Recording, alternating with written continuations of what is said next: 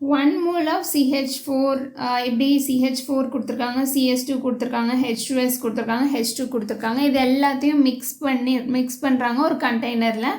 So volume of the container என்ன கொடுத்துருக்காங்க, 500 ml. So லிட்டரில் தானே எப்போவுமே நம்ம வால்யூமை யூஸ் பண்ணுவோம். ஸோ லிட்டருக்கு மாற்றி கொடுங்க. மில்லின்னு எப்படியே போடுவீங்க, 10⁻³ லிட்டர். ஸோ என்ன வரும் அப்படின்னா 0.5 லிட்டர்.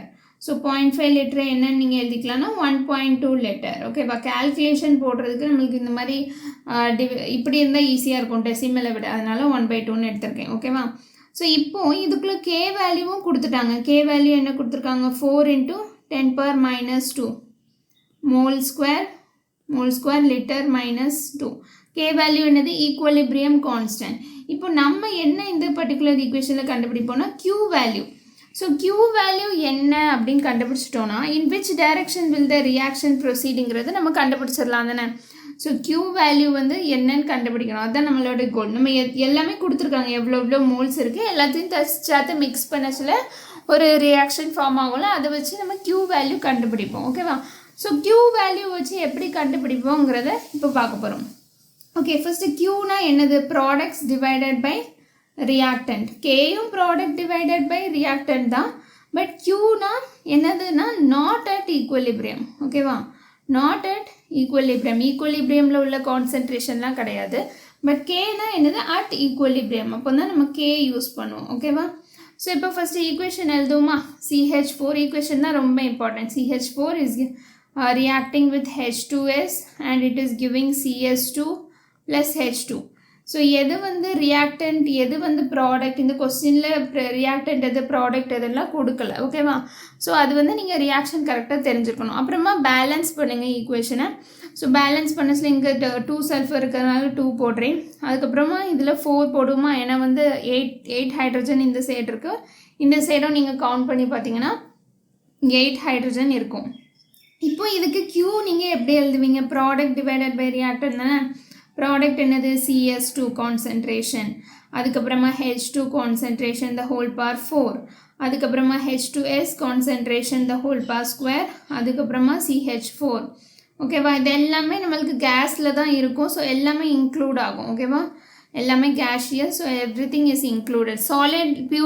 பியூர் லிக்விட்னா இன்க்ளூட் பண்ண மாட்டோம்ல Qவில், அதனால சொல்கிறேன். ஓகேவா?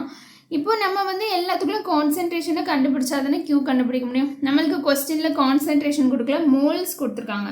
ஸோ 1 மோல் ஆஃப் CH4 இருக்குது, 1 மோல் ஆஃப் CS2 இருக்குது, 2 மோல்ஸ் ஆஃப் H2S இருக்குது, அதுக்கப்புறமா 2 மோல்ஸ் ஆஃப் H2. இதெல்லாம் என்னது, நம்பர் ஆஃப் மோல்ஸ். இந்த மோல்ஸை divided by volume in litre போடுங்க. அப்போ moles divided by volume in litre தான் என்னது உங்களுக்கு கிடைக்கும், கான்சன்ட்ரேஷன் கிடைக்கும். அப்படி தானா? ஸோ 1/2 எல்லாத்தையும் டிவைட் பண்ணுறேன். 1/2 is nothing but the volume in litres. அப்படி தானா? 1/2. ஓகே. ஸோ இப்போ உங்களுக்கு ஃபைனலாக கான்சன்ட்ரேஷன் என்ன கிடைக்கும், 2 கிடைக்கும்.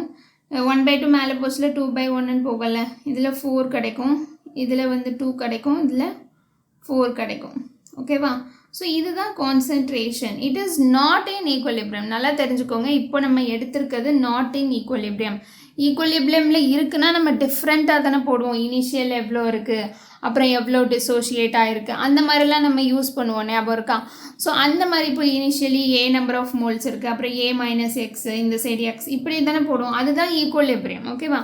இப்போ இது ஜஸ்ட் மிக்ஸ் பண்ணுறோம். இது வந்து ஈக்குவலிபிரியமில் இல்லை. ஓகேவா? ஸோ இப்போ இது வந்து Qவில் சப்ஸ்டியூட் பண்ணலாமா. CS2 எவ்வளோ இருக்குது, CS2 வந்து 2 டைம்ஸ்.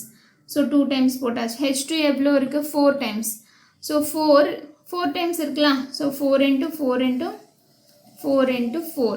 அப்புறமா CH4 எத்தனை, 2. H2 எத்தனை, 2. ஸோ 4 × 4. ஓகேவா?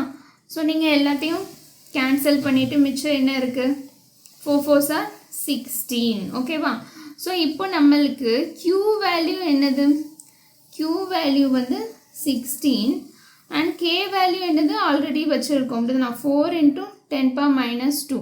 இது ரெண்டில் எது பெருசுனா அஃப்கோர்ஸ் Q வேல்யூ தான் பெருசு. அப்படி தானா? ஸோ நீங்கள் எப்படி எழுதிக்கலாம்னா இப்படி ஒரு மவுண்டைன் மாதிரி வரைஞ்சிக்கோங்க. இதுதான் Qனும் இதுனா Kனும் வச்சுக்கோங்க. ஓகேவா? Q வந்து 16, இது கே வந்து 4 × 10⁻², ரொம்ப கம்மி தான். ஓகே, ஸோ இப்போ எல்லாமே என்ன பண்ணோன்னா ஈக்குவலிபிரியம்க்கு போக ட்ரை பண்ணோம். அப்போ Q வந்து கேயாக மாறணும், அப்படிதானா? Q வந்து கேயாக மாறினா தான் நம்மளுக்கு வந்து என்னது ஈக்குவலிபிரியமாக அட்டைன் பண்ண முடியும். இப்போ கேயாக மாறுறதுக்கு Q வந்து கம்மி ஆகணும், டிக்ரீஸ் ஆகணும், அப்படிதானே? அப்போ வந்து ரியாக்ஷனை பாருங்கள் எடுத்து.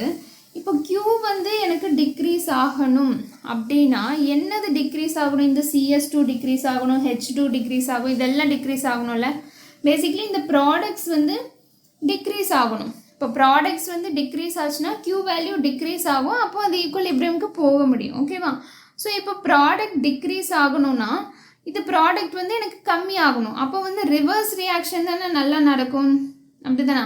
ஏன்னா ஃபார்வர்ட் ரியாக்ஷன் நல்லா நடந்தால் என்ன ஆயிரும்? ப்ராடக்ட் நிறைய ஃபார்ம் ஆயிரும். ப்ராடக்ட் நிறைய ஃபார்ம் ஆயிருந்தால் Q வேல்யூ அதிகமாகிடும். Q வேல்யூ அதிகமாக இருந்தால் அது கேக்கு போக முடியாது. ஸோ வந்து எனக்கு ப்ராடக்ட் கம்மியாகணும் அப்படின்னா ரிவர்ஸில் ரியாக்ஷன் நடக்கணும். So the direction of the reaction is என்னது? ரிவர்ஸ். Okay, thank you.